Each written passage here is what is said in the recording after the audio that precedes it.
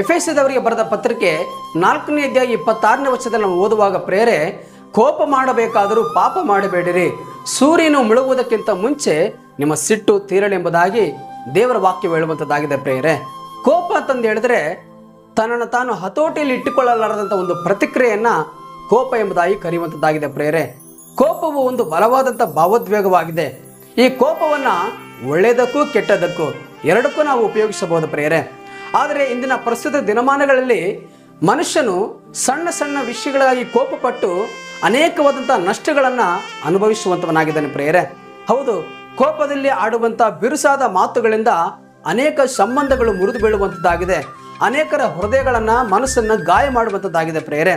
ಉದಾಹರಣೆಗೆ ನಾವು ನೋಡುವುದಾದರೆ ಸಂಸಾರದಲ್ಲಿ ಜಗಳಕ್ಕೆ ಕಾರಣವಾಗುವಂಥದ್ದಾಗಿದೆ, ಸ್ನೇಹಿತರ ನಡುವೆ ಮನಸ್ಪರ್ಧೆಗಳಿಗೆ ಕಾರಣವಾಗುವಂಥದ್ದಾಗಿದೆ, ಕುಟುಂಬದಲ್ಲಿ ಬಿರುಕನ್ನು ಮೂಡಿಸುವಂತೆ ಈ ಕೋಪವು ಕಾರಣವಾಗುವಂಥದ್ದಾಗಿದೆ ಪ್ರೇರೆ. ಮನುಷ್ಯನಿಗೆ ಪ್ರೀತಿ, ಸಂತೋಷ, ಸಮಾಧಾನ, ದುಃಖ ಇವೆಲ್ಲವುಗಳಲ್ಲಿ ಕೋಪ ಕೂಡ ಒಂದು ಎಮೋಷನ್ ಪ್ರೇರೆ.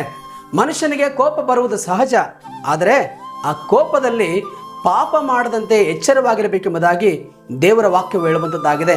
ಒಬ್ಬ ವ್ಯಕ್ತಿಯ ಮೇಲೆ ನಮಗೆ ಕೋಪ ಬಂದಾಗ ಕೋಪ ಪಡಬೇಕು, ಆದರೆ ಅದೇ ಕೋಪವನ್ನು ಇಟ್ಟುಕೊಂಡು ನಾವು ಸಾಧಿಸುವುದಾದರೆ ಆ ಕೋಪವು ದ್ವೇಷಕ್ಕೆ ದಾರಿ ಮಾಡುವಂಥದ್ದಾಗಿರ್ತದೆ.